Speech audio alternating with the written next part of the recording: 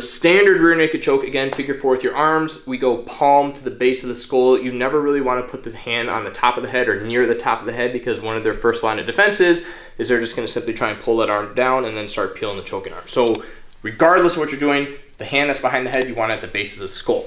Once you get into this position, again, reality, I'll have my hooks in, hopefully, stretch them out a little bit, puff your chest into them, squeeze everything together.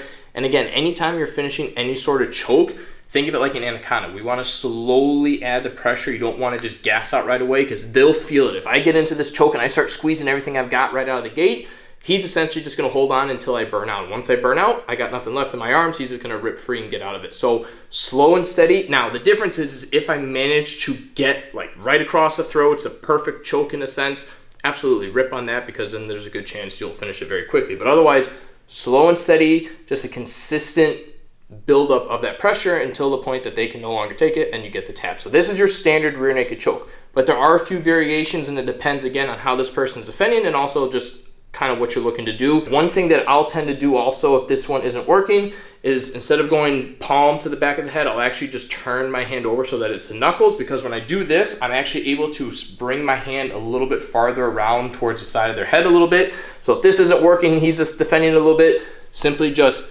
switch to the knuckles and start driving that hand forward just to kind of get, even if it's like half an inch, just a little bit farther, makes it that much tighter. So usually if this one isn't working, I am able to get the finish by simply switching to my knuckles and squeezing from there. A variation of the rear naked choke isn't even utilizing the figure 4. It's simply just kind of having a gable grip with your rear hand essentially just posted and framed up against the back of their shoulders. So the idea is that as I drive in with that arm, I'm pulling back with my other arm, and I'm looking to essentially just chop the head off at the throat. So a lot of times when I am ripping on this one, I always like to go for an actual rear naked first, knowing that if this one isn't working, or if he starts defending this one a lot, I'll quickly switch down to here and then continue driving the pressure. The problem is if you go for this one first and he's able to defend this one, it's a little bit difficult to, it's a little bit more risky to go from here to the actual rear naked choke, because I have to slide the hand up and get in here. So you lose a little bit of time compared to if this isn't working,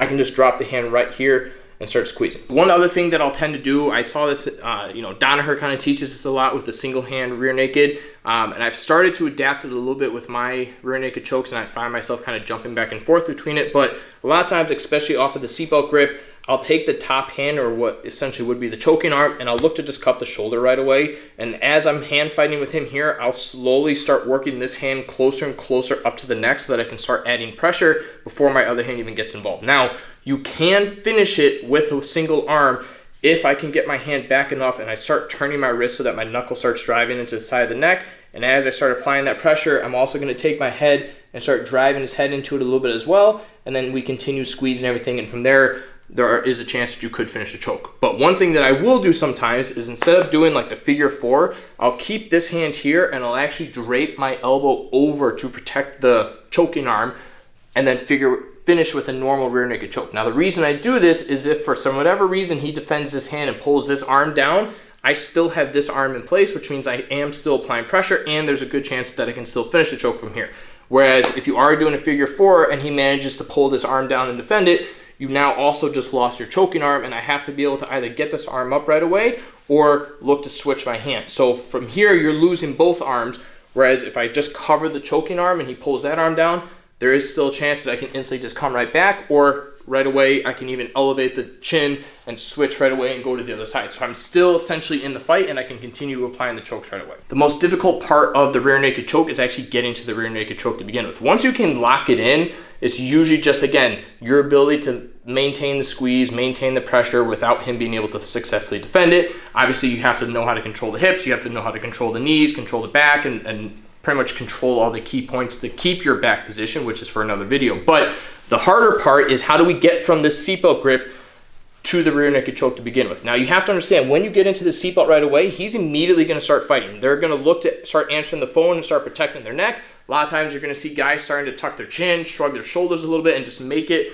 as difficult as possible for me to get any hands in there. So you have to understand that I'm not going to get this choke on the first attempt. I'm going to have to attempt multiple times, maybe 3 or 4, And then by the 4th or 5th time, I'm actually gonna be able to lock it in. And again, if you get it in before that, props to you. But from the seatbelt grip, what I'll tend to do is, again, my choking arm, right away I look to cup the shoulder. And if you're in the gi, a lot of times I'll just grab the collar here. The bottom hand, I'm right away, because again, I know that that hand is instantly gonna start looking to come up. I use that opportunity to grab the wrist, and I essentially just stuff it to the hip. Now, again, because I will be on the back with my hooks, if I'm able to get this hand down off the side enough, I can actually take my leg, swing my leg over, and tuck my knee into their elbow so that I can officially let go with this hand. Now I have their arm trapped, and then I can utilize both hands right away. If you can't do that, at least just protect this arm here and start looking to apply pressure. Now again, I know that his other hand is immediately going to start protecting. That's fine.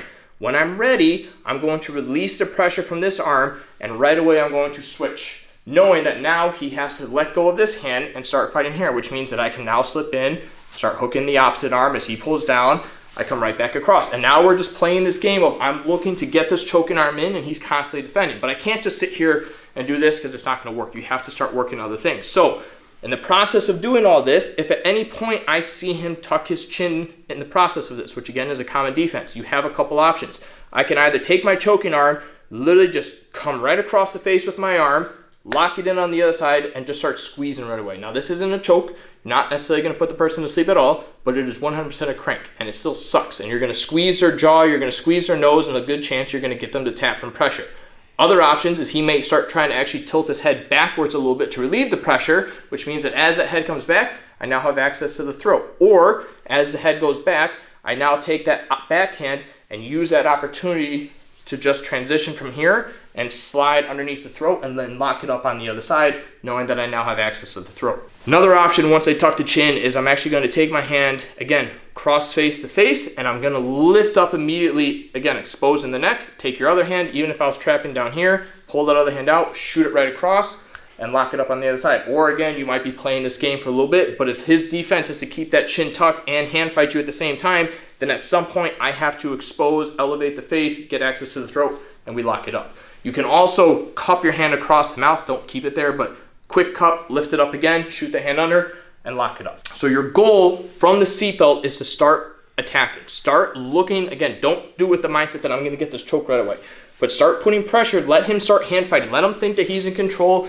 keep working these different techniques again, but once you get an opportunity and that space is open, once you lock it, now right away I'm starting to put the pressure. And if these don't work, or if you go for the rear naked right away and that doesn't work and you come back here, maybe I switch back to the other side, but it's just the idea that I'm constantly attacking. Once I have access to the throat, I'm keeping it, and I'm gonna do everything I can to keep it. Otherwise, if I lose that choking arm for whatever reason, right away we go back to the hand fighting. And if I have to sit here for a minute and start hand fighting again and start putting pressure, then that's what we have to do. I'm trying to make it as uncomfortable for this person as possible so that I am able to get access to the throat. Once you get into that position, rip on the choke, put them to sleep, and win the match.